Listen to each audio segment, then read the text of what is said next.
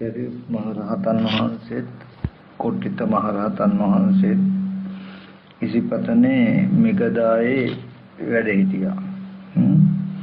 ඒ ඉන්නකොට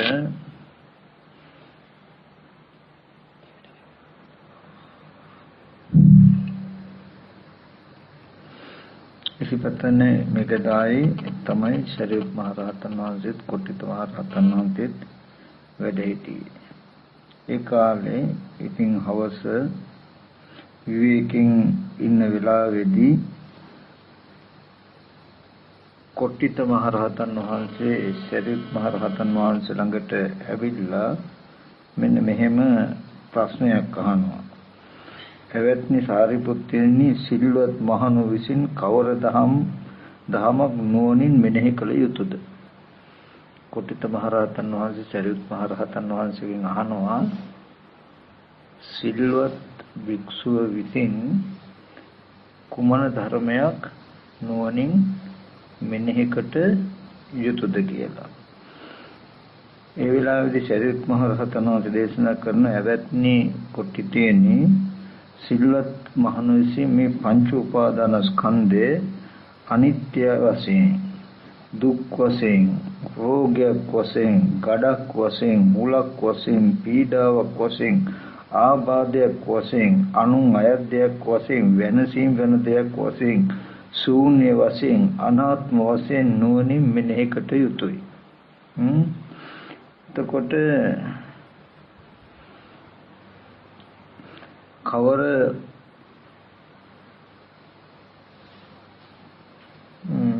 पंच उपादान स्कंधයක්ද මේ රූප උපාදාන ස්කන්ධේ වේදනා උපාදාන ස්කන්ධේ සංඥා උපාදාන ස්කන්ධේ සංකාර උපාදාන ස්කන්ධේ විඥාන උපාදාන ස්කන්ධේ එවත්නි කොට්ටිතේන සිල්වත් භික්ෂු විසින් මේ පංච උපාදාන ස්කන්ධේ අනිච්චතෝ දුක්ඛතෝ රෝගතෝ ගණ්ඩතෝ කියලා මේ විදිහට අනිත්‍ය වශයෙන් දුකක් වශයෙන් රෝගයක් වශයෙන් ගඩක් වශයෙන් උලක් වශයෙන් ආබාධයක් වශයෙන් විහෙසක් වශයෙන් නෝනින් මෙනෙහි කොට යුතුයි.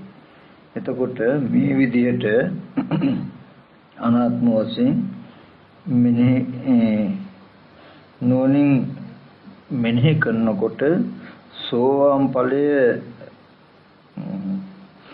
අනිච්චතෝ දුක්ඛතෝ අනාත්තතෝ යෝනිසෝ මනසිකරන්තෝ සෝතාපට්ටි පරං සච්ච කරෝති. සෝවාන් ඵලයේ සාක්ෂාත් කර ගන්නවා. සිල්වත් භික්ෂුව විසින් මේ පංච උපාදාන ස්කන්ධය අනිත්‍ය දෙයක්, දුක් දෙයක්, රෝගයක්, කුලක්, ගඩක්, ශුන්‍ය දෙයක්, ආබාධයක්, වෙහෙසක් ආදීනවයක් හැටියට නුවණින් මෙනෙහි කර ඉන්නකොට සෝවාන් ඵලය සාක්ෂාත් වෙනවා.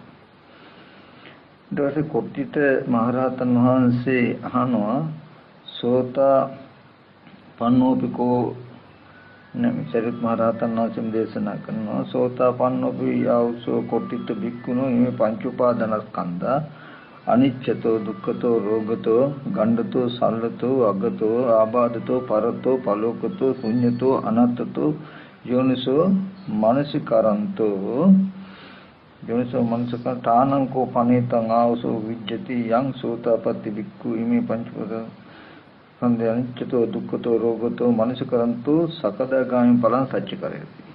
සෝවාන් පුද්ගලයාත් මේ පංච උපාදාන ස්කන්ධය අනිත්‍ය වශයෙන් දුක් වශයෙන් රෝගයක් වශයෙන් හුලක් වශයෙන් ගඩක් වශයෙන් ශුන්‍ය දෙයක් පළුදු වෙන දෙයක් බිඳෙන දෙයක් හැටියට මේ විදිහට නුවණින් මෙනෙහි කරනවා නම් සකදාගාමී ඵලයේ සාක්ෂාත් කරනවා. ඊට පස්සේ සකදාගාමී පුද්ගලයාත් මේ පංච උපාදාන ස්කන්ධය අනිත්‍ය දෙයක් දුක් දෙයක් රෝගයක් හුලක් ගඩක් ආදීනවයක් ශුන්‍යතාවයක් හැටියට නුවණින් මෙනෙහි කර ඉන්නවා නම් අනාගාමී ඵලයේ සත්‍ය කරන්නේ සාක්ෂාත් කරනවා යන කාරණාව වෙනවා. මේ සූත්‍රයේ තියෙන්නේ සංයුත්ත නිකායේ 3 කන්ද වර්ගයේ සීල සූත්‍රය. කන්ද වර්ගයේ සීල සූත්‍රය. ඊට පස්සේ අනාගාමී කෙනත් මේ පංච උපාදාන ස්කන්ධය අනිත්‍ය වශයෙන් දුක් වශයෙන් රෝගයක් වශයෙන් හුලක් වශයෙන් දුකක් වශයෙන් ගඩක් වශයෙන් බිඳෙන දෙයක්, පළුදු වෙන දෙයක්, හිස් දෙයක්, අනාත්ම දෙයක් හැටියට මෙනෙහි කර ඉන්නකොට රහත් වෙනවා කියන කාරණාව වෙනවා. රහතන් වහන්සේද මේ පංච උපාදාන ස්කන්ධය අනිත්‍ය දෙයක්, දුක් දෙයක්, රෝගයක්, කුලක්, ගඩක් ආදීනව කැටි නොවනේ මෙනෙහි කරන්න නම් ditta ධම්ම සුඛ විහරණය පිණිස පවතිනවා. මෙලොවදීම සැප පිණිස උන්වහන්සේට බොහෝ සෙයින් සැනසෙල්ල පිණිස පවතින මත් එකට උත්තක් නෑ රහතන් වහන්සේට. නමුත් උන්වහන්සේට ditta ධම්ම සුඛ විහරණය පිණිස අනේ මෙබඳු දුකෙන් මම මිදුණා නේද? මෙබඳු ආබාධයෙන් මම මිදුණා නේද? මෙබඳු paludu වෙන දෙයින් ශුන්‍ය දෙයින් හිස් දෙයින් මම මිදුණා නේද? කියලා මෙනෙහි කරන උන්වහන්සේට බොහෝ සෙයින් සොම්නසක් ඇති වෙනවා. ditta දැමීම සහැල්ලුවක් සොම්නසක් ඇති වෙනවා කියලා පෙන්නනවා. එතකොට මෙතෙන්දී සිල්වත් භික්ෂුව විසින් ඉස්සෙල්ලා සීල සම්පන්න වෙලා සිල්වත් භික්ෂුව විසින් කටයුත්තේ මොකක්ද? මේ පංච උපාදානස්කන්ධය අනිත්‍ය දෙයක්. එතකොට දුක් දෙයක්, රෝගයක්, කුලක් ගඩක් හැටියට මෙනෙහි කටයුතුයි. ඒ කියන්නේ කොහොමද? දැන් හොඳට සිහිය නුවණ පිටුවා ගන්න ඕනේ. අපි මම කියන ටික හොඳට මතක තබා ගන්න ඕනේ. අපිට ඉස්සෙල්ලා හොඳට පැහැදිලි වෙන්න ඕනේ ඇහැ අනාත්මයි රූපය අනාත්මමයි බව. ඒ කිව්වේ අපි දැක්කා කතා ඊයේදිත් සාකච්ඡා කළා. ඇස් ඉදිරි පිටට ආපු රූපයක් තියෙනවනම් යම් තාක් අර ටීවී එකේ බඳු සත්ව පුද්ගල නොවන රූපමයි. දැන් ටීවී එකේ තියෙන රූපේ සත්වෙක් පුද්ගලයෙක් කෙනෙක් නෙවෙයිමයි නේද? ඒක ඇත්තමයිනේ. එතකොට අතීතයේදීත් ඇස් ඉදිරි පිටට ආපු රූප තියෙනවනම් දැන් එන රූප තියෙනවනම් අනාගතයට එන රූප තියෙනවනම් ඒ හැම රූපයක්ම අනාත්මවමයි. හිස්මයි. ශුන්‍යමයි, තුච්ඡමයි, ද්‍රව්‍ය කාරණා කිසිම දෙයක් නැති අනාත්ම වූ ධර්මතාවයක් නේ. එතකොට ඒබඳු රූපය දකින්න ඇහත් ඒබඳුමයි. පුද්ගලයෙක්ගේ නෙමෙයි, සත්වයෙක්ගේ නෙමෙයි, ආහාර ප්‍රත්‍යයෙන් හටගත්ත කර්මයෙන් පිළියෙල වෙච්ච ප්‍රසාද චක්ෂුසයක්, මාංශ චක්ෂුසයක්, ප්‍රසාද චක්ෂුසයක් තියෙන්නේ. ඒක හේතු ප්‍රත්‍යයයි. එතකොට ඔන්න ඇහැයි රූපයයි කියන ධර්මතා දෙක ගත්තාම ඒ අනුව ගිය සියලුම ධර්මතා, ඒ කියන්නේ චක්කු විඥානේ, ඒ චක්කු සම්පස්යෙන් උපන්න අරමුණක් විඳිනවා හඳුනනවා කියන හැම දෙයක්ම සත්වයක් නෝ පුද්ගලයෙක් නෝ අනාත්මෝ ධර්මතා ටිකක්මයි. ඊට පස්සේ කණයි ශබ්දයයි ගත්තාම අපි අර මතක් කළේ නොදන්නා භාෂාවකින් කෙනෙක් කතා කළොත් අපිට තේරෙන්නේ නේද? අතීතයේදීත් කනට ගැටුණු හැම ශබ්දයකම මට්ටම ඒකමයි. වර්තමානයේකත් කනට ගැටෙන හැම ශබ්දයකම ඇත්ත ඒකමයි. අනාගතයේටත් කන ඉදිරිපිට එන ශබ්දයන්ගේ ස්වභාවය ඒ බඳුමයි. ඒ ශබ්දයේ ආරම්භය නිමිති නෑ මොකද? ශබ්දය කියන එක විපාක මාත්‍රයක්. ඒ ශබ්දය තුල මිනිස්යන්ගේ ශබ්ද, කුරුල්ලන්ගේ ශබ්ද, වාහන ශබ්ද කියලා අපිට ශබ්දයේ විවිධාකාරයට යන්නේ ප්‍රපංච එකතු වෙලා. නමුත් ප්‍රපංච නැති. ප්‍රපංච කියන්නේ ප්‍රමාද කරවනවා. තණ්හා, මාන, ditthi කියන කෙලෙස් ටිකට හඳුන්වනවා ප්‍රපංච කියලා. ප්‍රපංච කියන්නේ ප්‍රමාද කරවනවා. සසර නැවත නැවත ප්‍රමාද කරවන, සසර බැඳ තබන, නිර්වාණ ගමන, විමුක්ති ගමන ප්‍රමාද කරවන ධර්මතා ටික හඳුන්වනවා ප්‍රපංච කියලා. එතකොට කනත් ශබ්දය දෙකේ සැබෑම ස්වභාවය තමයි අතීතයේදීත් වර්තමානයේදීත් අනාගතයේදීත් ශුන්‍යතාවයක්මයි තිබුණේ.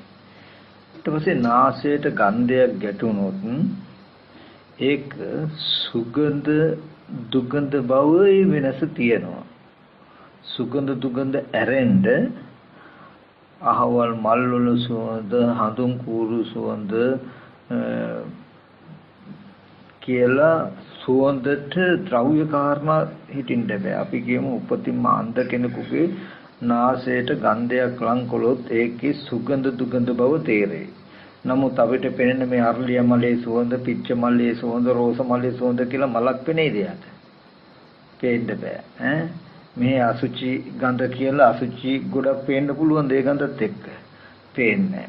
ඒ වගේ ගන්ධයේ ස්වභාවය තමයි හැම වෙලාවෙම නිමිති නෑ ඒකට.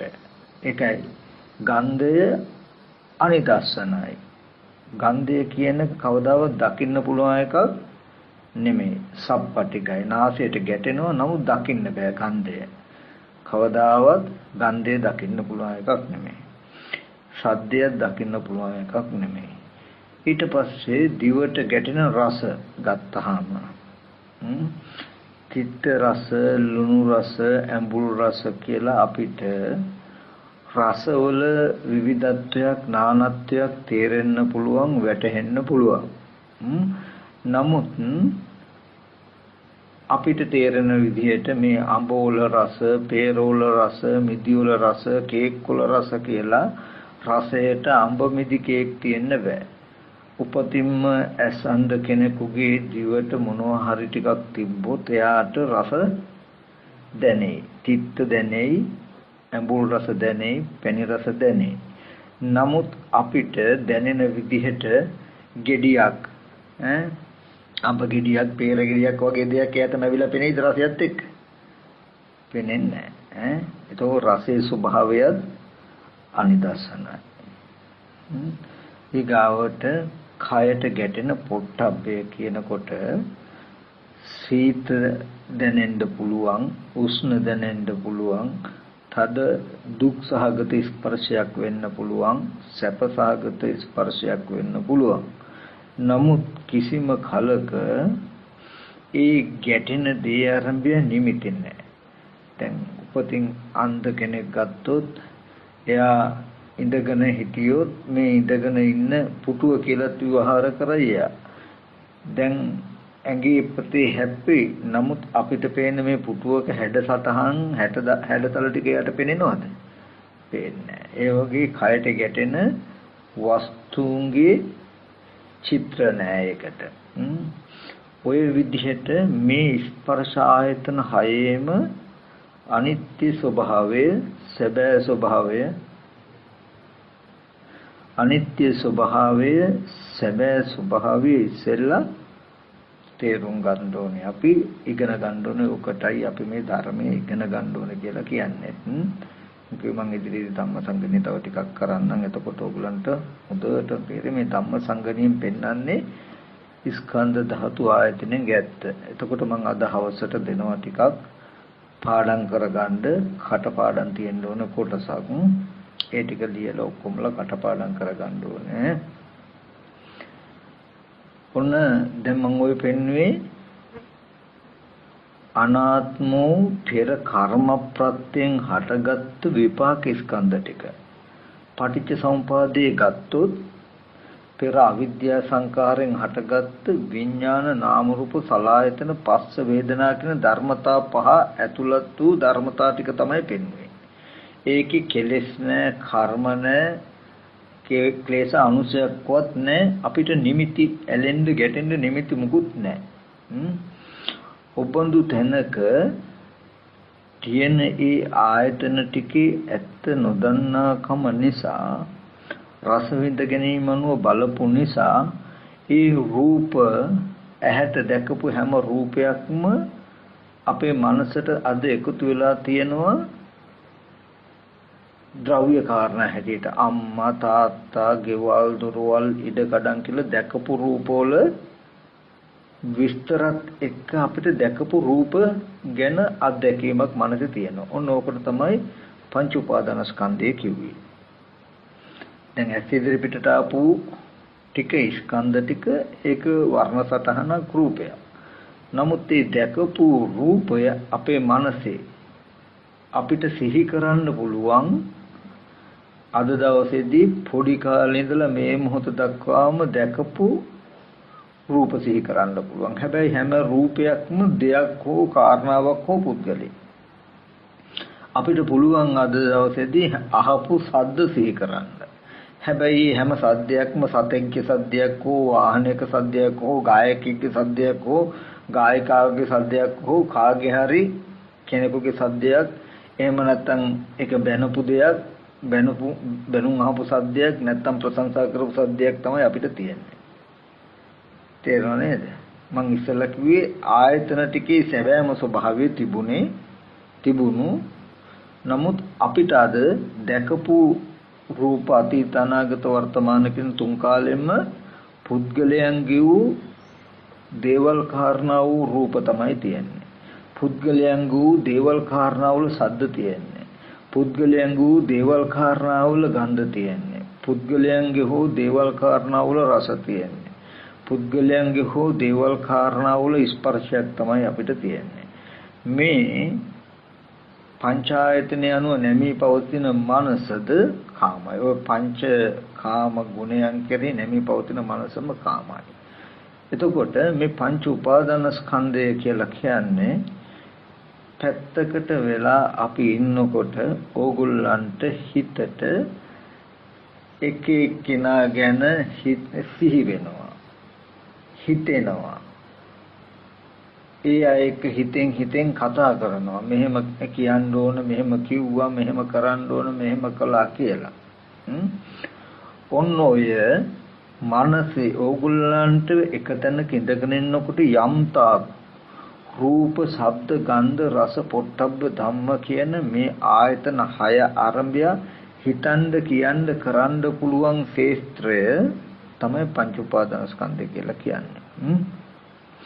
දැන් කෙනෙක් හැටියට සිහි වෙනකොටම ඒ සිහි වෙන අරමුණ එතන ස්කන්ධ පංචකයම තියෙනවා. ඒ කෙනාගේ රූපේකුත් තියෙනවා.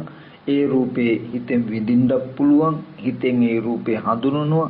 ඒ රූපෙට අපිට යාළුවෙක්, අම්මා, තාත්තා කියලා හිතන්න පුළුවන්. හිතලා දැනගන්න පුළුවන්කමක් තියෙයි. දැන් හිතට සිහි වෙන හැම නිමිත්තක්ම ඕගොල්ලන්ට පුළුවන් නම් ඒක තමයි පංච උපාදාන ස්කන්ධය කියන්නේ. අනිත්‍ය වශයෙන් මෙනෙහි කරන්න. දැන් ටිකකින් බලන්න අම්මා කියලා සිහි වෙනවා. ඊගාවට ඒක අතහැරලා ඔන්න යාළුවෙක් සිහි වෙනවා. ඔන්න ඒක අතහැරලා ඊගාවට තව ද්‍රව්‍ය කාරණාවක් සිහි වෙනවා. එතකොට එකම අරමුණක් තියෙන එකින් එකට අනිත්‍ය වශයෙන් හෝ එහෙම නැත්නම් දුකක් හැටියට, රෝගයක් හැටියට. ඒ කියන්නේ මම මේ අම්මා කියන නැත්තම් මේ සත්ව පුද්ගල හැඟීම භාවිතා කරනවා නම් පිළිගන්නවා නම් මම මේ දුක පිළිගන්නවා නේද? මේ නිමිත්ත හුරු කළොත් ඇස් ඉදිරි පිටට රූපයක් හම්බ වෙනකොට මේ නිමිත්ත නේද ඉදිරිපත් වෙලා එන්නේ. ඊගාවට අනේ අම්මා මැරුණා නේද? අම්මා ලෙඩ වුණා නේද කියලා හෙට දවසේ ජරා මරණ දුක ගෙනත් දෙන්නේ ওই නිමිත්තමයි. ඒ නිසා ওই නිමිත්ත දුක, අනිත්‍ය දෙයක්, දුක.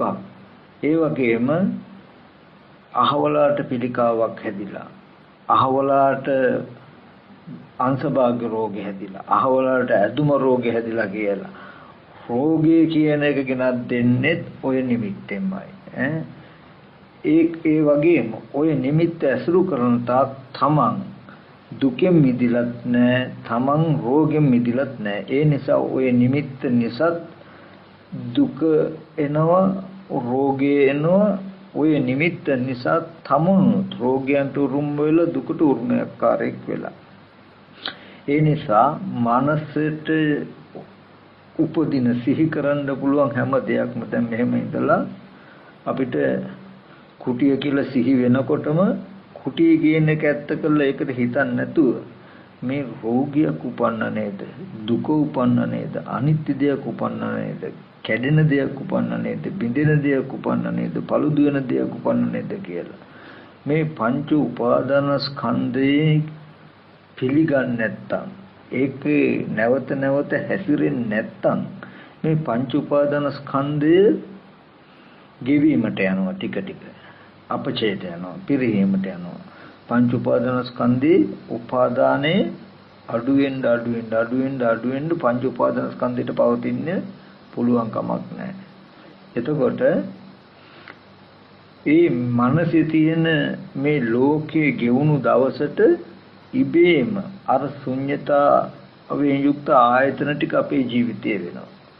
ඒ තුල දුකෙන්ද ජරා මරණ දුකෙන්ද නිന്ദා අපහාස අනුම් බැනුම් අහන්න පුළුවන් කිසිම දෙයක් ඒ ආයතන ටිකේ නැහැ. ඒ නිසා අපිට නිවන් දකින්න කෙටිම ක්‍රමයක් කෙනෙකුට කරන්න පුළුවන් නම් තියෙන්නේ මොකක්ද? මේ පංච උපාදානස්කන්ධය අනිත්‍ය වශයෙන්, දුක් වශයෙන්, රෝගයක් වශයෙන්, උලක් වශයෙන්, ගඩක් වශයෙන් බිඳෙන දෙයක් හැටියට, පළුදු වෙන දෙයක් හැටියට නුවණින් මෙනෙහි කරන්න පුළුවන් නම් තාම ඕගොල්ලන්ට අහු වෙන්නේ නැහැ මනස කියලා. සිහි කරනකොට සිහි වෙන්නෙම යාළුවවම තමයි. එතකොට තමන් පිළිගන්නේ මෙන්න මෙච්චරයි. මේ පෙනෙන අරමුණ යාළුවා කියලා පිළිගන්න තාක් ජරා මරණ දුකෙන් මිදිලා නැහැ.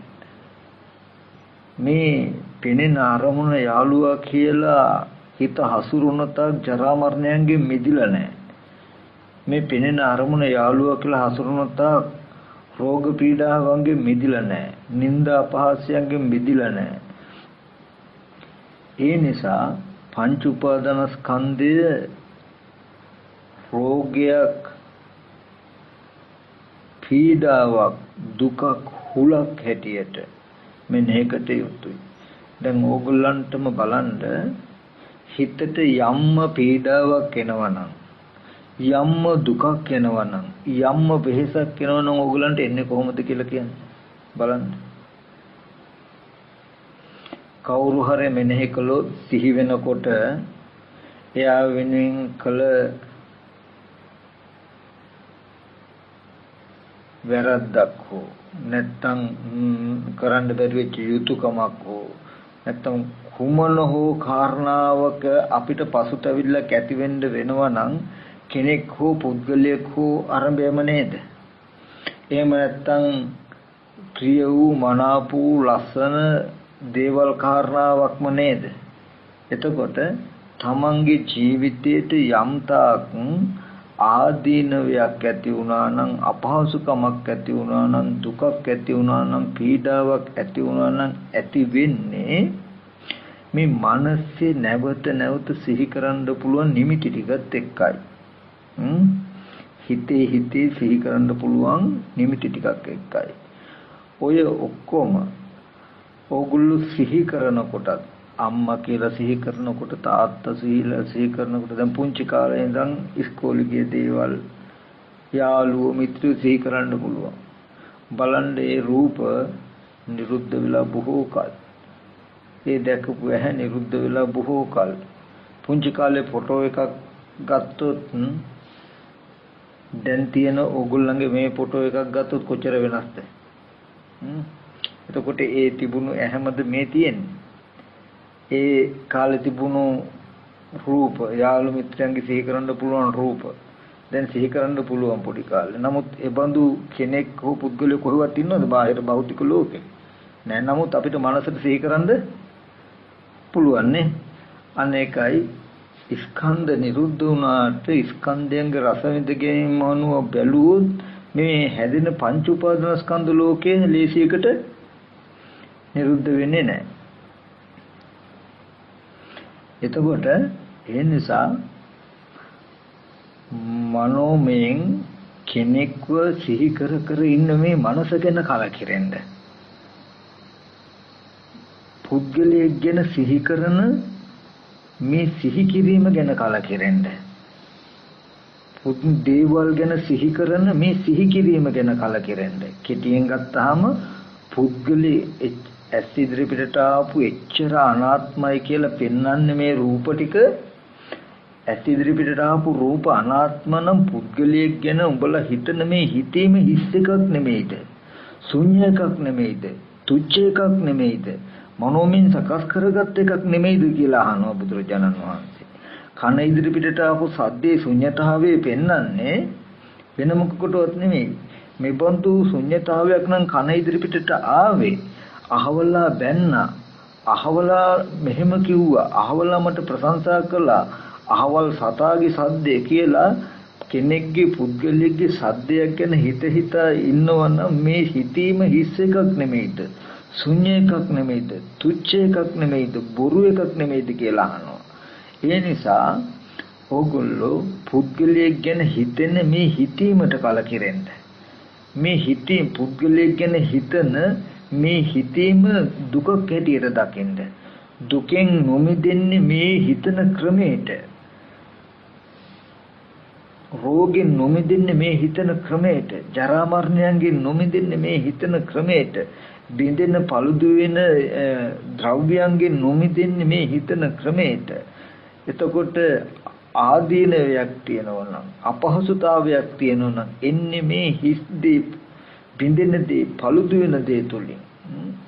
කෙටියෙන් ගත්තාම ස්පර්ශ ආයතන හයේම ඇති අනාත්ම ස්වභාවයේ පෙන්නුවේ, අනාත්ම කියන්නේ පුද්ගලයෙක්ගේ සත්වයේගේ නොවන ධර්මතාවයක් කියන ටික පෙන්නුවේ පුද්ගලයෙක් හැටියට සිහි කරන මේ සිහි කිරීම බොරුවක්, හිස් දෙයක්, ශුන්‍යතාවයක් කියන එක පෙන්වන්නේ. මෙතෙන්දි මේ කිවි පංච උපාදානස්කන්ධය අනිත්‍ය වශයෙන්, දුකක් වශයෙන්, රෝගයක් වශයෙන්, හුලක් වශයෙන්, ගඩක් වශයෙන් අනිත්‍ය දෙයක්, හිස් දෙයක්, ශුන්‍ය දෙයක් හැටියට බලන්න කියලා මේ සිහි කරන ක්‍රමය ගැන කලකිරෙන්න. සිහි කරන ධර්මතාවය ගැන අවබෝධයක් ඇති කරගෙන සිහි කරන දේ ඇතුළට යන්න නෙමෙයි. සිහි කරන දේ ඇත්ත කරගන්න නෙමෙයි. මේ විදියට සිහි වෙන තාක් ජරා මරණයන්ගේ මිදිලා නැහැ නේද? මේ විදියට සිහි කරන්න පුළුවන් තාක් සිහි වෙන තාක් රෝගයන්ගේ මිදිලා නැහැ නේද කියලා සිහි වෙනවත් එක්කම සිහි වෙන අරමුණ ගැන සිහි කරන්නේ විදියට. කුටිය කියලා සිහි වෙනකොටම කුටිය වැස්සට තෙමෙනවද දන්නේ මොනෝ වෙලාද දන්නේ නැත්තම් කියලා ඒක ඇත්ත කරගෙන කටයුතු කරන්නේ නැතුව කුටිය කියලා සිහි වෙනකොටම ඕගලන්ට සිහි කරන්න පුළුවන් මේ අනිත්‍ය වෙන දෙයක් නේ, මේක බිඳෙන දෙයක් නේ, මේක පළුදු වෙන දෙයක්, මේ මනසෙන් උපන්න දෙයක්, මේක පංච උපාදාන ස්කන්ධ ලෝකේ මේ ධර්මතාවයේ පිළිගන්න තා ජරා මරණයන්ගෙන් මිදෙලා නැහැ. අද කුටිය කියලා ඕගලන්ට පෙනෙනකොට සිහි කළා ඒක ගාවට කුටියට අපි යම්සේ යන්නේද ඒ වගේමයි මරණාසන්න මොහොතේදීත් ওই වගේම සිහි වෙනකොට සිහි වෙන දේ ඇති බවටමයි පේන්නේ. පේන දේ අද මේ කුටියට යන්න යනවා වගේ ඕගොල්ලෝ යන්න ඒ පැත්තට හැරෙනකොටම විඥාණයට ඉද මේ කය අතහැරෙනවා. එහෙම මාර නිමිත්ත තියෙන පැත්තට විඥානය වැස ගන්නවා. එතකොට අද අපිට යන්න පුළුවන් නම් මෙහෙම S2 වහගෙන ඉඳගෙන ඉන්නකොට යම් පුද්ගලිය දේවල් කාරණා ඇති බවට සිහි කරලා යන්න පුළුවන් නම් ගියාම දකින්න පුළුවන් දේවල් ඇති බවට මෙතන ඉඳන් පෙනෙයි නම් ඒ විදිහටම ප්‍රතිසන්දියට යන්න පුළුවන්. නමුත් මේ පංච උපාදාන ස්කන්ධ ලෝකයෙන් මිදෙනවා කියලා කියන්නේ උපාදානෙ නැති වුණොත් පංච උපාදාන ස්කන්ධ ලෝකයෙන් මිදෙනවා කියලා කියන්නේ ඔයගොල්ලන්ට සම්පූර්ණ කිසිදු නිමිත්තක් නැති අසීමිත ශුන්‍යතාවයක් විතරයි ඉතුරු වෙන්නේ. එතකොට නමුත් යන්න පුළුවන්. ඔයගොල්ලෝ දන්නවා කුටියට යන්න ඕනේ කියන සිත සිහි කරන්න පුළුවන්. සිහි කරපු සිත ගැන දන්නවා. ගිහාම ඇහැ හැදිලා රූපය හැදිලා අවස්ථාවට මෙබඳු සංඥාවක් පහළ වෙනවා කියන රූප නිමිත්තක් පහළ වෙනවා කියන නුවණකුත්ති අපිට වගේ ස්ථීරව තියෙන කුටියක් හම්බ වෙනව නෙමෙයි. දැන් අපි බුදුදහම ටිකක් ගැඹුරුයි ඇත්තටම. දැන් අපි හිතාගෙන ඉන්නේ අපිට පෙනෙන මේ ශාලාව ඇතුලේ අපි ඉන්නේ කියලා නේ. අපිට පෙනෙන ශාලාවේ ඇතුලේ අපි ඉන්නේ කියලා අපි හිතාගෙන ඉන්නේ. හොඳයි. S2 පේන්නේ නැති කෙනෙක් ගෙනල්ලා අල්ලගෙන ඇවිල්ලා ඉඳෙව්වොත් මෙතන අපිට මේ පේන විදිහට මේ ශාලාවේ ඉඳගෙන ඉන්නවා කියලා එකක් නේද? නෑ. නමුත් අවකාශ ධාතුවේ සතර මහා ධාතු ආවරණය වෙලා හින්දා සීතේන එක නැති වෙයි. උෂ්ණේන එක අඩු වෙයි. ඒ ටික වෙයි. එයාටත් වෙනවා. අපිටත් වෙන්නේ ඒකයි. අපි ප්‍රත්‍යවේක්ෂාවේදී කියන්නේ යම් අද දවසේ සේනාසනයක් පරිහරණය කළා නම් සීතස්ස පටිඝාතාය උන්නස්ස පටිඝාතාය දන්තමක්ඛවාත තපසිරින් තප මැසි මధుරු අවසුලන් ආදී ස්පර්ශයන්ගෙන් වැළක්ව පිණිස උතු පරිසය විනෝදනං. ඒ කියන්නේ කෙලෙස් නැති කළ මේ විවේකයෙන් ඉඳීම සඳහායි මේ සේනාසනයක් පරිහරණය කළේ කියලා.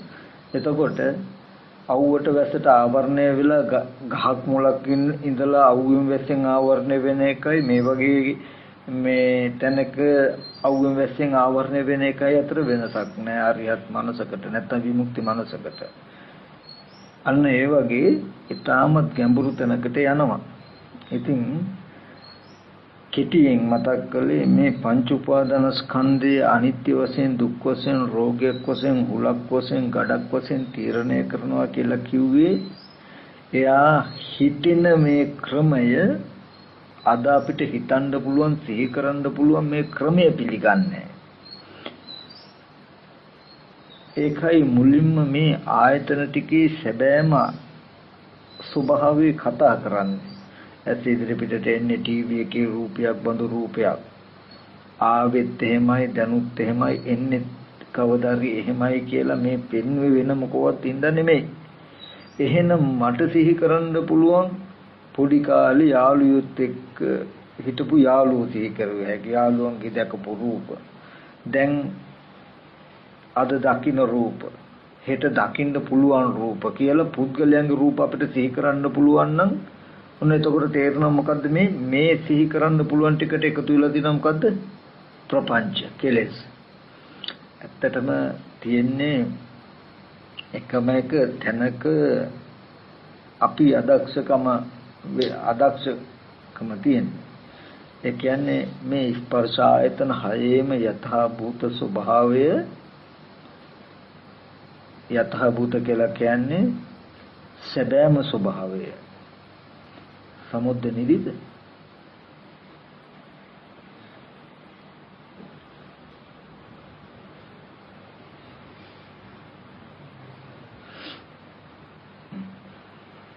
හිතගෙන අහගෙන ඉන්න හොඳට. එතකොට මේ ස්පර්ශ ආයතන හය ඇයි hina වෙන්නේ? එන්න hina වෙන්න එපා. වාසේ මෙතන හිටගෙන ඉන්න හිටගෙන අහගෙන ඉන්න. hina වෙන්න එපා. එතකොට මේ ස්පර්ශ ආයතන හයේ සැබෑම ස්වභාවය හොඳට අහගෙන ඉන්න. මම අහන ප්‍රශ්න ස්පර්ශ ආයතන හයේ සැබෑම ස්වභාවය පෙන්වන්නේ මොකක්ද? අනාත්මයි කියලා. දැකපු අහපු දැනුණු හැම දෙයක්ම අනාත්මයි කියලා නැවත නැවත පෙන්වුවේ මොකක් නිසාද? එහෙනම් මනෝමයෙන් පුද්ගලය ගැන සිහි කරනවා නම් ඒ සිහි කිරීම හිස් එකක්, ශුන්‍ය එකක්, තුච්ඡ එකක්. ඒක ඇත්තයි කියලා පිළිගන්න එපා කියන එක කියන්නේ. ස්පර්ශ ආයතන හයේම තිබුණු හැම නිමිත්තක්ම ද්‍රව්‍ය කාරණා වලින් තොර නිමිති නැති අරමුණු ටිකක් නම් ඒව අරබයානි නිමිත්තක් තියෙනම් ඒ හැම දෙයක්ම විඥානයේ නැමැති මායාකාරය මවපු නිමිති කියන එකක් මේ කියනවා.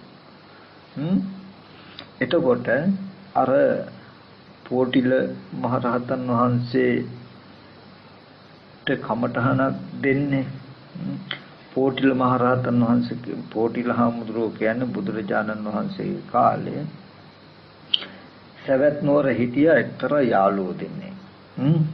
හරිම කුළුපගුයි හරිම යාළුයි දෙන්න ගේ කාලේ. දෙන්නම කතා වෙලා අපි දෙන්න ගිහිල්ලා මහානයම් කියලා එක්කෙනෙක් ටිකක් තරුණයි එක්කෙනෙක් ටිකක් වයසයි. අපි දෙන්න ගිහිල්ලා මහානයම් කියලා කතා කරලා ගෙවල් වලට කියලා යාළුවෝ දෙන්න ගිහිල්ලා මහාන වුණා. ගිහිල්ලා ජේතවනාරාමේ බුදුරජාණන් වහන්සේ වැඩ ඉන්නකොට බුදුරජාණන් වහන්සේ ළඟ ඉතින් පැවිදි වුණා. පැවිදිලා උපසම්පදත් වුණා. උපසම්පදා වෙලා ඊට පස්සේ ඇවැත්නි මේ ශාසනයේ කෘත්‍ය කොච්චරක් තියනවද කියලා. එහෙම නැත්නම් ආචාර්ය උපාධ්‍යයන් වහන්සේලාගෙන් දැනගන්න ලැබුණා. ග්‍රන්ථ දුර විදර්ශනා දුර කියලා මේ ශාසනයේ ක්‍රම දෙකක් තියෙනවා. ග්‍රන්ථ දුර කියලා කියන්නේ ත්‍රිපිටකය හොඳට ඉගෙනගෙන භාවනාත් කරනවා. නමුත් ත්‍රිපිටකයේ ඉගෙනගෙන අනිත් අයටත් බණ දහම් කියලා දෙමින් බණ භාවනා කරන්ද කැමති වෙන කොටසක්. ඒක කියනවා ග්‍රන්ථ දුර කියලා. විදර්ශනා දුර කියලා කියන ත්‍රිපිටකයේ ඉගෙන ගන්න කැමති නැහැ. අපහසුයි. සම්පූර්ණ බණ භාවනාව විතරක් කරන පැත්ත. ඉතින් අර යාළුවෝ දෙන්නගෙන් අර එක යාළුවෙක් ටික වයස යා කියනවා මම දැන් වයසයි. මට ඉතින් ගොඩාක් ඉගෙන ගන්න මතක හිටින්නෙත් නැහැ. ඉගෙන ගන්නත් මම විදර්ශනා දුරේ පුරන්න. කියලා මම බණ භාවනා කරන්න කියලා කමටහන් ඉල්ලගෙන අප්‍රමාදීව රැදවල් දෙකේ සක්මනෙන් වීර්ය කරමින් එයා භාවනා කළා. අනිත් තරුණ කෙනාගේ නම පෝටිල තරුණ. එයා කිව්වා මම ග්‍රන්ථ දුර පුරන්න කියලා. එයා හොඳට ඒ කාලෙදි තිබුණු පෙළ දහම හොඳට ඉගෙන ගත්තා. ත්‍රිපිටකය දක්ෂ විදිහට දැන් ග්‍රන්ථ දුර පුරන්න යනකොට විදර්ශනාව අඩු වෙනවමයි කොහොමද? කියන අප්‍රමාදීව වේගෙන් බණ භාවනා කරන්න බෑ. ඉතින් මෙයා ඒ පැත්තට හිත යොමු කරන්නේ නැතුව හොඳට ත්‍රිපිටකය ඉගෙන ගත්ත. ත්‍රිපිටකයම කටපාඩම් ඊට පස්සේ මෙයා බොහෝ කාලෙදී මොකද කළේ වෙනමම ආශ්‍රමයක් හදලා ආශ්‍රමයක ඉඳගෙන කටිට උගන්වන්නත් ගත්තා. ගෝලියෝ 500ක් හිටියා. ඊට පස්සේ අර විදර්ශනා ධූරි වඩපුවාම කොහොම හරි භාවනා කළා රහත් වුණා. රහත් වෙලා එයාටත් ගෝලියෝ ටිකක් ඉන්න ඒත් ඔක්කොම භාවනා කරන්න උගන්වනවා. ඉතින් දවසක් අර විදර්ශනා ධූරි භික්ෂුන් වහන්සේගේ ගෝලියෝ කීප දෙනෙක් ආවා පොටිලහම්දුරින් තැන්ට. ඇහුවා ඔබගේ ආචාර්යන් වහන්සේ දික් සංගීය දන්නවද? ඒකේ පණ්ණාසකය නෑ. වග්ගය නෑ. එතකොට පස් සංගීය දන්නවද කියලා ඇහුවා. දීඝනිකාය, මජ්ක්‍ධිමනිකාය, සංයුත්ත නිකාය, අංගුත්තර නිකාය, කුද්දකය පස් සංගියම කටපාඩම් නැහැ අපේ ගුරු හාමුදුරන් කිව්වා. හරිද? හරි. එක සංගියක් මතකද? නැහැ. එක සංගියකුත් කටපාඩම් නැහැ. හොඳයි. එක පණ්ණාසකයක් සූත්‍ර 50ක එකට එකතු කළා කතා කරනවා පණ්ණාසකය කියලා. පඨම පණ්ණාසකය. දෙවෙනි සූත්‍ර 50 එකතු කළා කතා කරනවා ဒုတိ ය පණ්ණාසකය කියලා. එතකොට නැහැ. එතකොට එහෙනම් එක වග්ගයක් සූත්‍ර 10ක් එකට එකතු කරලා තියෙන එකට කියනවා වග්ගයක් කියලා. සූත්‍ර 10ක් එකතු කළාම වග්ගයක්. ඒ වගේ වග්ග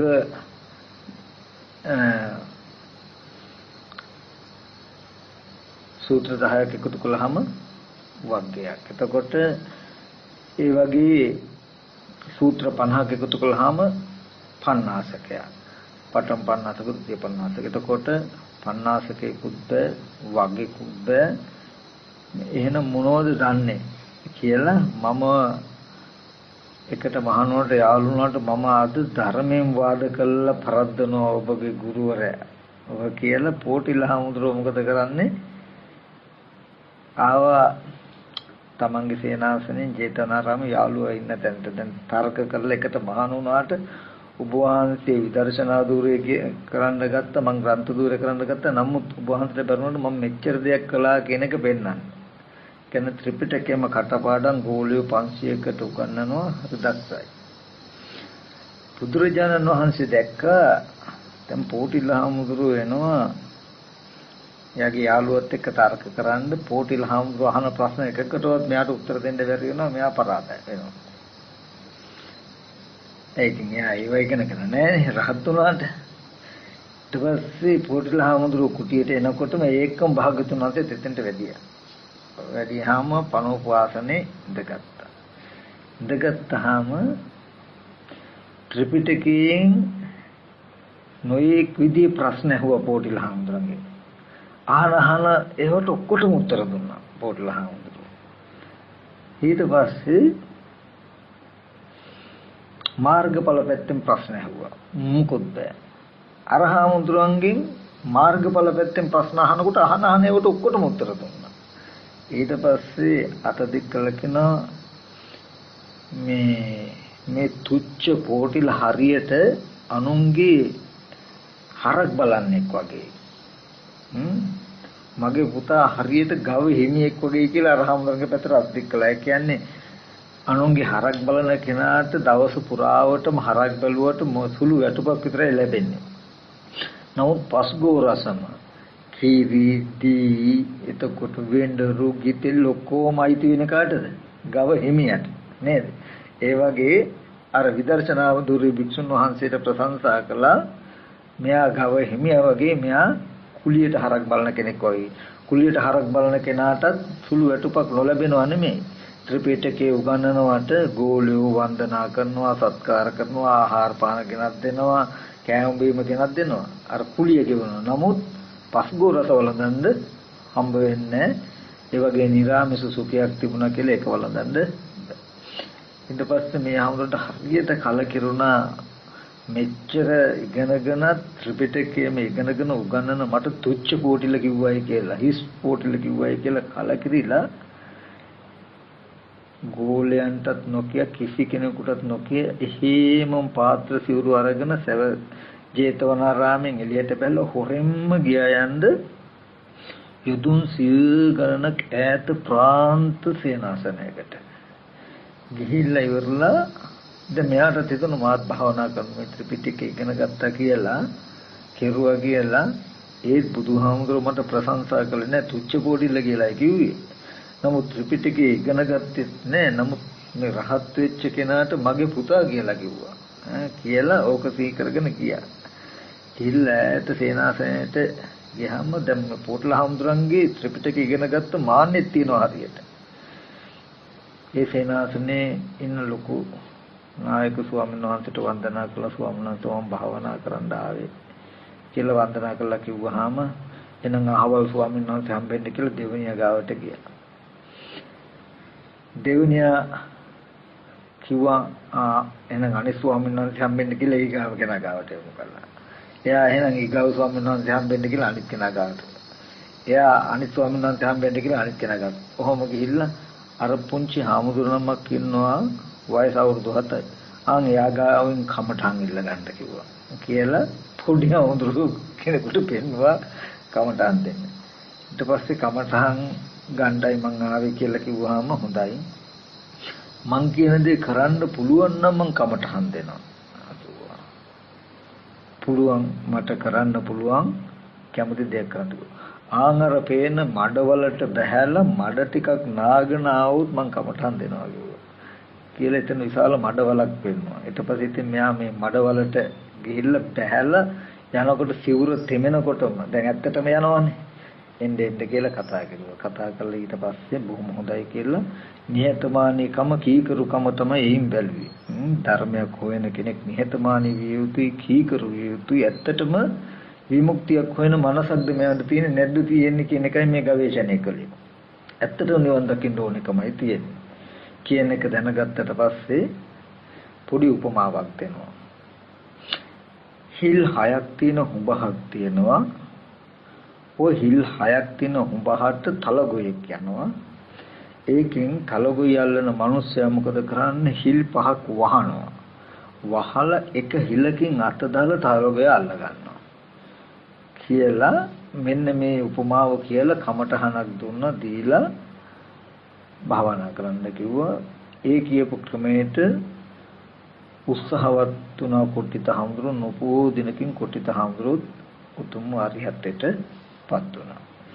ඒකෙන් පෙන්වුවේ හිල් 6ක් තියෙන හුඹහ වගේ තමයි කන බොන ආහාරයෙන් හැදුණු දෙමාපියන්ගේ ලේ ධාතුවෙන් සැකසුණු කැඩෙන බිඳෙන පළුදු වෙන සතර මහා ධාතුවෙන් හැදුණු මේ කය හුඹා වගේ හිල් හය වගේ තමයි ඇහැ කන දිව නාසය ශරීරය මනස. ඒකෙන් හිල් පහක් වහනවා වගේ ඇහැ කන දිව නාසය ශරීරය කියන ආයතන ටික අතහැරලා දාලා එක හිලකින් අත දානවා වගේ මන ආයතනේ හරහා උපදින ධර්මතා ටික අල්ලගෙන තමයි වහින්න තින්නේ ඇතුළට. එතකොට ඒක හරහා තමයි මේ ඔක්කොම කරුණු ටික තියෙන්නේ. හරියට පොල් ගෙඩියක මදේ ගලවලා අයින් කරනවා වගේ මේ හිතේ තියෙන නිමිති ටික සම්පූර්ණ ගලවලා අයින් කළොත් මේ ආයතන ටිකම තියෙනවා. පිටතින් බැලුවාම මේ අහවල් හාමුදුරුවෝ කියලා ලෝකයා කතා කරයි. නමුත් එයාට මේ මමයි කියන හැඟීමවත් නැහැ. සම්පූර්ණ හිස්. ඒ වගේ මේකෙනුත් මේ කතා කළේ මේ ස්පර්ශ ආයතන හයම සම්පූර්ණ ශුන්‍යතාවයක් තියෙනවා. ස්පර්ශ ආයතන හයම ඇති බවට ස්පර්ශ ආයතන හයම තියෙන බවට ස්පර්ශ ආයතන හයට නැමී පවතින මනසයි අපේ මේ තියෙන්නේ. අපිට ඒක තේරෙන්නේ හරියට ඇහැ සිහි කරනවා වගේමයි මම. ඇහැ තියෙනවා තියෙන ඇහැ මට දැනෙනවා වගේ පෙනෙන්නේ හිතට. දැකපු රූප තියෙනවා තියෙන රූපේ ගැනමයි මම හිතන්නේ වගේමයි මේ හිතට පෙන්වන්නේ. නමුත් හිතේ ගතිය මේ. එතකොට කන තියෙනවා තියෙන කනමයි මට තේරෙන්න වගේ තමයි හිතට තේරෙන්නේ. ඇත්තටම අහපු සද්ද ගැනයි සද්ද තියෙනවා අහපු සද්ද ගැනමයි මේ හිතන්නේ වගේමයි තේරෙන්නේ. ඒකයි පංච උපාදානස්කන්ධයක්. කාම භූමියේ ඉන්න කෙනාට පංච උපාදානස්කන්ධයක් ආයතන 12 ධාතු 18ක් තියෙනවා කියලා කියන්නේ. මනසක් එයාට මානසික අනුදිනුවක් පේන්නේ එයාට පේන්නේ මේ ආයතන ටික පරිහරණය කරනවා වගේම. නමුත් ධර්මයේ ඉගෙන ගත්තාම තමයි පෙන්වන්නේ පිටතින් තියෙන මෙහෙම ශුන්්‍යතාවයක්. ඒ ශුන්්‍යතාවයෙන් යුක්ත ආයතන ටිකට නැමී පවතින ওই මානසික දෝෂි කියන එක පෙන්වන්නේ. එතකොට මේ පංච උපාදානස්කන්ධය අනිත්‍ය දෙයක් දුක් දෙයක් රෝගයක් කුලක් හැටියට බලන්න කියලා කියන්නේ. ඇහැ සිහි කරන්න පුළුවන්කම ඇතිතාක් මම ජරා මරණය මිදිලා නෑ නේද? ඇහැ සිහි කළා ඒක රස විඳගෙන මම ඔබලන්නේ අනේ ඇහැ සිහි කරන්න පුළුවන්කම ඇතිතාක් මම ජරා මරණය මිදිලා නෑ නේද? මේක ජරා මරණ වූ ධර්මයක් නේද? අනේ ඇහැ සිහි කරන්න පුළුවන් තාක් මම රෝගයෙන් මිදිලා නෑ නේද? මේක මේ සිහි කරන්න පුළුවන් නිමිත්ත හරියට රෝගයක් පරිහරණය කරනවා වගේ නේද? ඒ වගේම කුමන හෝ රූපයක් සිහි කරනවා නම් අම්මාගේ තාත්තා සහෝදරයා කියලා හිතට රූපයක් සිහි කරන්න පුළුවන් නම් මේ බඳු ආකාරයට රූප සිහි කරන්න පුළුවන් තාක් මම ජරා මරණයෙන් මිදිලා නෑ නේද? මේ ජරා මරණ ධර්මයක් උපන්නා නේද? එතකොට ඒක ජරා මරණයක් හැටියට සිහි කරන්නේ. මොකද එහෙම සිහි කරන්න පුළුවන් තා එයා ජරා මරණයෙන් මිදිලා නැහැ. රෝග පීඩාදියෙන් මිදිලා නැහැ. ආබාධයන්ගෙන් බිඳෙන පළුදු වෙන ලෝකෙන් මිදිලා නැහැ. ඒ නිසා මේ මනසට උපදින මනසේ උපදින හැම නිමිත්තක්ම ඕගලන්ට ඒක තේරෙන්නේ නැහැ මනසේ උපදින දේවල් කියලා කෙලින්ම ඇත්තටම ඉන්න කෙනෙක් ගැනම නාගිතා මුදුරෝ කියලා සිහි කරනකොටම සිහි කරන බව ඕගලන්ට තේරෙන්නේ නැහැ. බාහිර හිටපු ඉන්න දැක්ක බාහිර කෙනෙක්ව සිහි කරනවා වගේමයි පේන්නේ. එතකොට ඒක ඇත්තම වෙනවා. වෙලා නාගිත උහුම වුණාට මෙහෙම කෙනෙක් නේ මේ විදිහට කියනවනේ මේ විදිහට කරනවනේ කියලා හිතේ ප්‍රපංච ගොඩනගනවා. නමුත් දැකපු රූපේ නිරුද්ධ වෙලා බොහෝ කල ඇත් ඉදිරිපිටට ආවෙත් අනාත්ම රූපයක්. එතකොට නාගිත කියලා සිහි කරනකොටම ඒකේ ඇලියෙන් ගැටියෙන් දෙක දක්වා වර්ධනය වෙන්න නොදී මෙහෙම සිහි කරන්න පුළුවන් තාක් මම ජරා මරණයෙන් මිදිලා නෑ නේද? මේ ජරා මරණ නිමිත්තක් නේද? ජරා මරණ ගෙනත් දෙන නිමිත්තක් නේද? මෙහෙම කෙනෙක් ගැන සිහි කරන්න පුළුවන්කම ඇතිතාක් මම රෝගයෙන් මිදිලා නෑ නේද? මේ රෝගයේ ස්වභාව කොට ඇති නිමිත්තක් නේද? මේ විදිහට මෙනෙහි කරන්න පුළුවන් නම් කැඩෙන බිඳෙන පළුදු වෙන දේ මම මිදිලා නෑ නේද? එන්න මේ කැඩෙන බිඳෙන පළුදු වෙන දේ ගෙනත් දෙන නිමිත්තක් නේද කියලා අපිට සිහි වෙන දේ ගැන හිතන්න පුළුවන් නම් හිතනවා නම් මේ පංච උපාදාන ස්කන්ධ ලෝකේ දිය වෙලා යනවා, ගෙවිලා යනවා. අපිට වෙන්නේ අපිට ලෝකේ ඇත්තයි. ලෝකේ කියලා කියන්නේ පංච උපාදාන ස්කන්ධ ලෝකේ කියලා කියන්නේ සැබෑවටම ඇස් ඉදිරි පිටට කන ඉදිරි පිටට ආපු සතර මහා ධාතු ඇසුරු කරගෙන පවතුණු රූප ශබ්දාදී අරමුණු ටික නෙමෙයි. ඒව නිරුද්ධ වෙලා බොහෝ කල මේ ඇති බවට ඔක්කොම එකතු කරලා තණ්හාවෙන් හදපු පංච උපාදාන ස්කන්ධ ලෝකයක් තියෙන්නේ. මේ ලෝකයේ ඇතුලේ තමයි ගහ ගන්නවා, බැන ගන්නවා, මරා ගන්නවා, කපා ගන්නවා, කොට ගන්නවා කියලා හිත සතර මහා ධාතුවේ ගනුදෙනු කරන්නේ. තේරුණාද කියන එක? ඒ නිසා අපි මේ කරන්නේ බොහෝ කාලයක සිට මේ හිත අපිව වංචා කරලා තියෙන්නේ. මේ විඥානේ නැමැති මායාකාරයාගේ මායාවෙන් මිදෙන්න මේ උපායකුයි මේ කරන්නේ. ඉතින් ඒක තේරුම් ගන්න ඕනේ. මේ නැවත කියන්නේ ඒක. තේරුණා නේද? මේ ආයතන වල ශුන්්‍යතාවයේ හිස් බව, අනිත්‍ය බව, දුක් බව, අනාත්ම ස්වභාවය ප්‍රත්‍ය නිසා හටගත් ආයතන ප්‍රත්‍ය නැති වෙලා කියලා පෙන්වන්නේ. එහෙනම් ඇති බවට සිහි කරන්න පුළුවන් නම් මේක හිතින්ම උපද්දලා හදාගත්ත දෙයක් නේද කියන එක සිහි කළ එක අතහරින්න කියන එක මිසක ඒක ඇතුලේ ඇලින් ගැටින් දෙකට යන්න එපා කියන එක කියන්නේ. ඒකයි මේක මතක් කළේ යම් කිසි කෙනෙක් ওই පංච උපාදානස්කන්ධ ලෝකයේ කියනකොට කෙනාට නෑදෑයෝ ඇති බවට තේරෙන මනස ජීවත් වෙච්ච හිටපු ගම් ගෙවල් දොරවල් රටවල් තිබුණු ඇති බවට දැනෙන ඔය මනස දැනෙන ගතියට කියන්නේ ඔන්න ඔය පංච උපාදානස්කන්ධය ඔය ගතිය අනිත්‍ය දෙයක් හැටියට බිඳින දෙයක් හැටියට පළුදු වෙන දෙයක් හැටියට රෝගයක් හැටියට හුලක් හැටියට ගඩක් හැටියට හිස් දෙයක් හැටියට ජරා මරණයක් හැටියට මෙනෙහි කර ඉන්නේ. එතකොට ඒක ඇත්ත වෙලා ඒවට ඇලෙන ගැටෙන විදිහට මෙනෙහි කරන්නේ නැතුව ඒ අරමුණු ටික දකින්නවා. ඒව ඇතිතාක් තමන් ජරා මරණ දුකෙන් නොමිදෙන නිසා ජරා මරණ දුකට පමුණුවන නිසා ඒ ජරා මරණ ධර්මයක් ඇටියට දකින්නවා තමයි. ඔන්න ඕක තමයි අපි ඉඳගෙන එක තැනක ඉන්නකොට භාවනා කරනවා කියලා කරන්න ඕනේ. නමුත් ඒද අපිට සිහිය කියුණු මදිනම් සිහි කරනකොට සිහි කරන මනස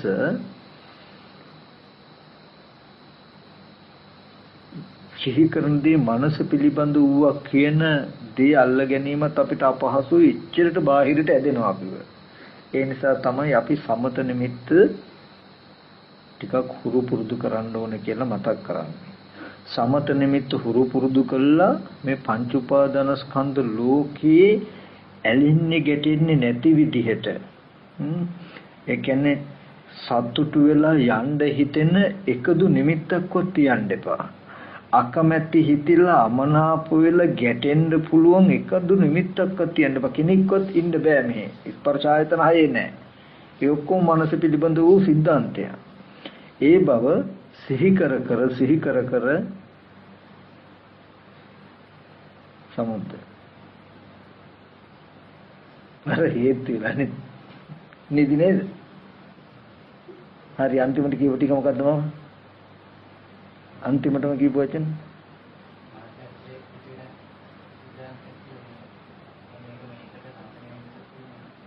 මෙහෙ කරන්න කිව්වා. එතකොට ඒ විදිහට මෙනෙහි කරන එකටයි නියම විදිහට භාවනා කරනවා කියලා කියන්නේ අපි. එතන අපහසු නම් තමයි කෙනෙකුට අපහසුයි. ඒ නිසා තමයි සති නිමිත්තක හිත පිහිටුවාගෙන ආනාපාන සතිය හෝ බුදු ගුණ හෝ අසුභය මරණය මෛත්‍රිය කියන මේ කමඨහනක් වඩලා හිතේ කතා කරන ගතිය හිත විසිරෙන ගතිය අඩු කරගන්න කියලා කියන්නේ. සමතයකින් කරන්නේ හිතේ කතා කරන ගතිය අඩු කරන එක. හිත හරියට උද්දච්ච කුක්කුච්චේ කියන්නේ අලු ගොඩකට පුල්ලෙන් ගැවුවාම අතකින් ගැවුවාම යම්සේ අලු ටික විසිරෙයිද ඒ වගේ හිත සම්පූර්ණව විසිරීලා තියෙන්නේ. හිත සම්පූර්ණයෙන්ම විසිරලා තියෙන්නේ. ඒ විසිරිච්ච ගතිය සම්පූර්ණ සංසිඳවන කම කරනවා සමාධිය. ඒ චිත්ත ඒකාග්‍රතාවයේ තියෙනකොට සිහි කරන අරමුණ තීරණය කරන්න තරම් හොඳට ඉඩ කාලේ තියෙනවා. දැන් එහෙම එකකට ඉඩ නැහැ. සිහි කරනකොට මේක ඇත්ත වෙලා වැටිලා එකට හිතලත් ඉවරයි.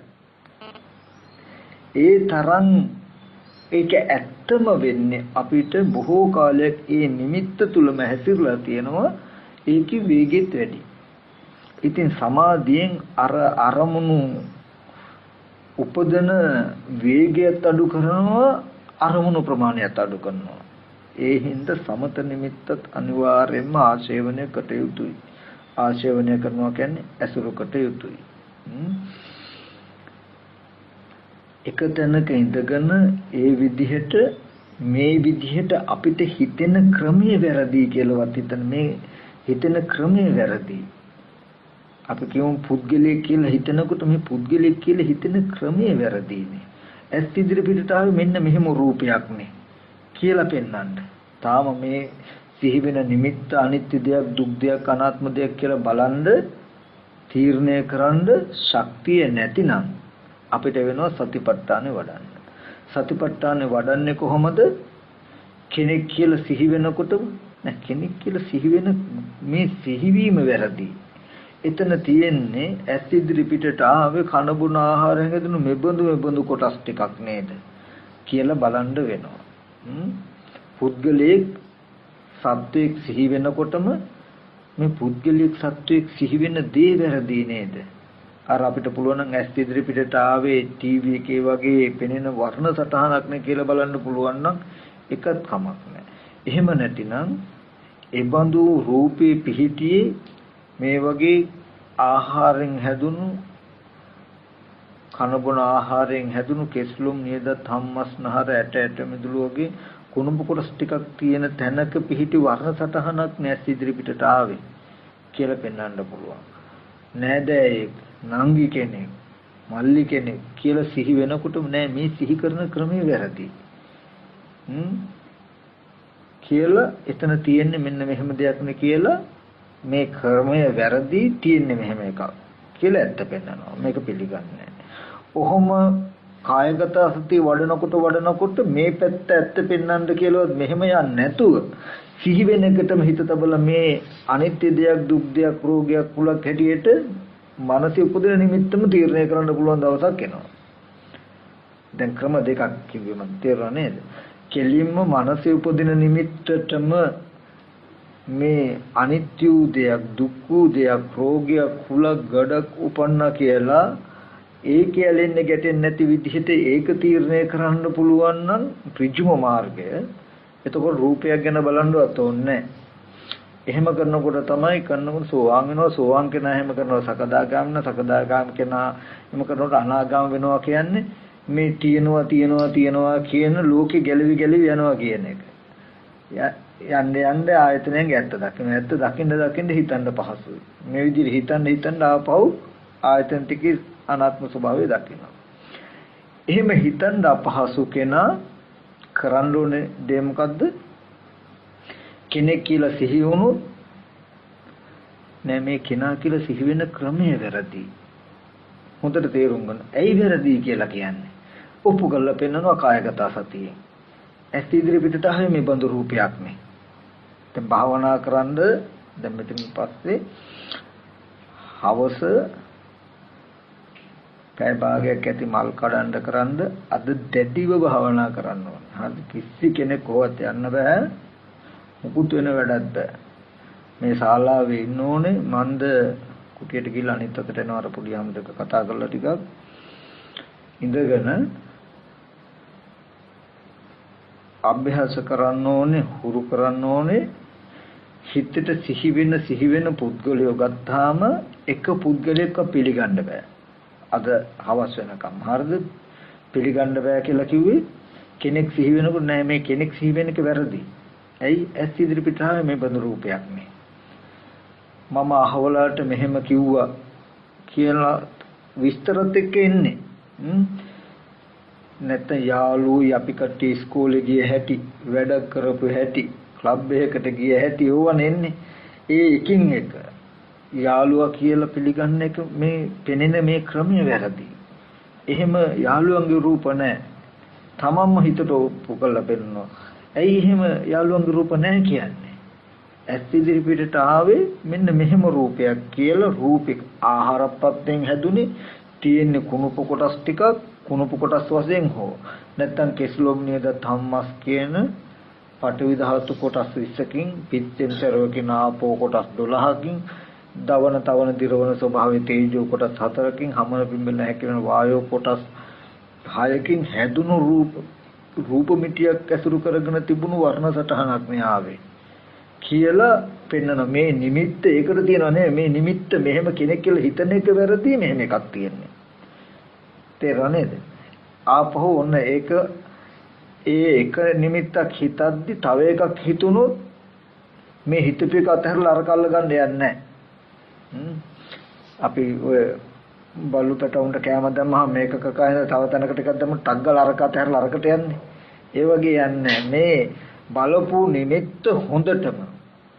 බහැර කළ ප්‍රතික්ෂේප කළ ඒක වැරදි කියන එක ඔප්පු කරවල ඉවරලා තමයි ඊගව නිමිත්තට යන්නේ. ඒ විදිහට අරමුණු කීපයක්ම බලනවා බලලා ඉවර වෙලා ආපහු සති නිමිති තබගෙන සිහියෙන් ආනාපාන සතිය ටිකක් වඩනවා. ආනාපාන සතිය වඩලා හිතාමතා මේක නතර කළා එතකොට සිහි වෙච්ච අරමුණු තියෙනවනේ. ඒ අරමුණු වලින් එකක් ගන්නවා ආපහු. යාළුවෙ කුසී වුණා, මල්ලි සිහි වුණා, නංගි සිහි වුණා, නැන්දස් සිහි වුණා. ඔය අතර ඒගොල්ලෝ ගිය ගමන් බිමන් කියලා කතාවල් තමයි තියෙන්නේ. ටීවී එකක තියෙන නිකම් පුද්ගලෙක් සිහි වෙන්නේ නැහැ අපිට සිහි වෙන්නේ කතාවක් නේ චිත්‍රපටියක් නේ. නේද? ඒ වගේ චිත්‍රපටි තියෙන්නේ ඔක්කොම අපිට. ඒකෙදි අවශේෂ අචේතනික දේවල් අතහරින්න. සවිඥානික සත්පුද්ගල භාවයේ නිමිති ටික විතරක් ගන්නවා දැන්. අරගෙන බලන්නේ කොහොමද? නංගි කියලා සිහි වෙච්ච එක ගන්නවා. මේ නංගි කියලා සිහි කරපු ක්‍රමය වැරදි. ඇයි වැරදි කියන්නේ? තමන්ගේ ප්‍රශ්න අහනවා. ඇස් ඉදිරි පිටට ආවේ මෙන්න මේ රූපයක් නේ. කෙස්ද නංගි කියන්නේ? හමුද නංගි කියන්නේ? මස්ද? ලේ ටිකද? නහර වැල්ද? හොටු ටිකද? කබද? අසුචි ටිකද? කනබුන ආහාරයෙන් හැදුන ඒ රූප මිටි තියෙන්නේ මෙහෙම දෙයක් නේ. කියලා හොඳට ඔප්පු කරනවා.